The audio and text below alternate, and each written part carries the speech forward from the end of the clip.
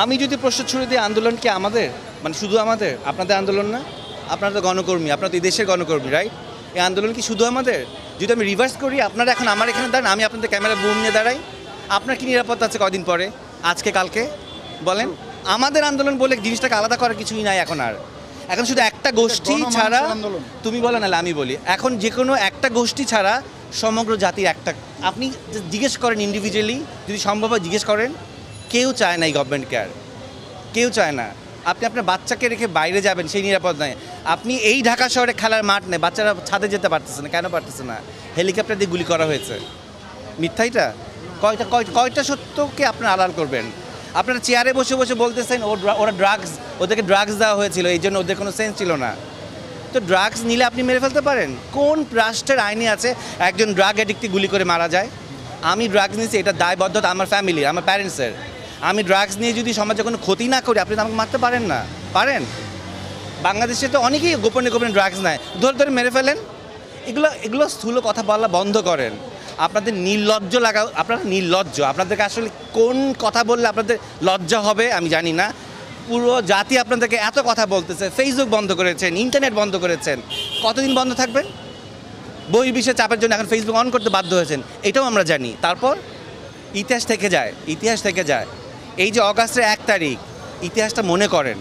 হ্যাঁ, ইতিহাস কিন্তু রিপিট হয়, কর্মের কারণে ইতিহাস রিপিট হয়। এরকম রিপিট যাতে না হয় সেই চিন্তাটা করেন। যা অর্জন করেছিলেন তার কিছুই এখন আর নাই। কেন নাই? আপনাদের কর্মের কারণেই নাই। এক একটা সন্তানকে আপনার রাস্তায় রক্তাক্ত করে মেরে ফেলেছেন। কয়টা মায়ের বুক খালি করেছেন বলেন? কী দোষ ছিল এই বাচ্চাগুলোর? কী দোষ ছিল সাইদের? মুগ্ধর কী দোষ ছিল? ও পানি খাওয়াচ্ছিল, কী দোষ ছিল ওর বলেন?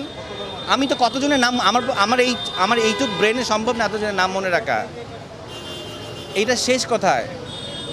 আর মায়া কান্না, আমরা যেই সেক্টরে কাজ করি, আমরা ক্যামেরার সামনে কাজ করি, কোনটা সত্যিকারের কানটা? আমরা মিথ্যাকে সত্যি বলেই অ্যাক্টিং করি, রাইট? আমরা বুঝি কোনটা অ্যাক্টিং, জনগণ এখন বুঝে। এই জেনারেশনকে অনেক গালিগালাজ করেছেন না? এরা কিছুই পারে না, এরা মাদকাসক্ত, এরা সারাদিন অনলাইনে থাকে, কি দেখিয়ে দিয়েছে তো। লজ্জা লাগা উচিত। আমার এখন দুঃখ লাগে, যদি আমি এই জেনারেশনে জন্মাতাম তাহলে আর অনেক কিছু করতে পারতাম, কিন্তু আমি এই জেনারেশনের অনেক আগে জন্মিয়েছি। কিন্তু সেই দুঃখটাও আমার লাগে যে তাহলে আমি ওদের সাথে নিজেকে একাত্মতাবাদ করতে পারতাম। 15 দিন ঘরে বসেছিলাম, বলবো কি বলবো না। মানসিক যন্ত্রণা, রাতে ঘুমাতে পারি না। আমি কেন আমার দেশে ঘুমাতে পারবো না? আমি কেন জানি না একটু পরে আমি এই বক্তব্য দিয়েছি, অনলাইনে যাবে, ফেসবুকে যাবে, টিভিতে যাবে, আমি আমার বাসায় পৌঁছাতে পারবো কি না? আমার যাওয়ার কথা ছিল ব্যাংকে। আমি যখন জানতে পারলাম সমগ্র শিল্পীরা আজকে এক হয়েছে, আমি চলে আসি, আমি আমার প্ল্যান ছুঁড়ে ফেলে দিয়ে আসি, আমি ব্যাংকের কাজ সানডেতে করবো। কেন আজকে এসছি? আর কতদিন চুপ থাকবো বলেন?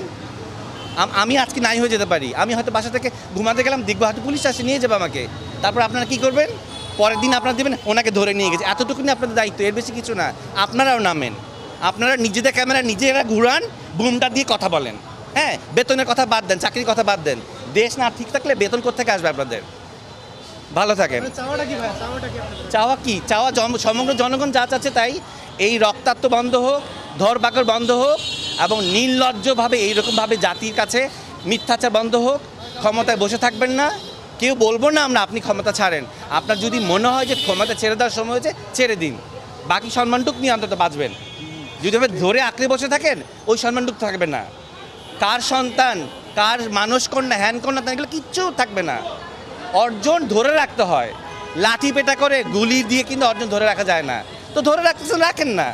এই কথাগুলোও ইতিহাসে থাকবে। এখন আর বই পুস্তকের যুগ না, ছিঁড়ে ফেললে পোকা খেয়ে ফেললো, চার পোকা খেয়ে ফেললো। এখন ইন্টারনেটের যুগ এলো, সারা জীবন থেকে যাবে।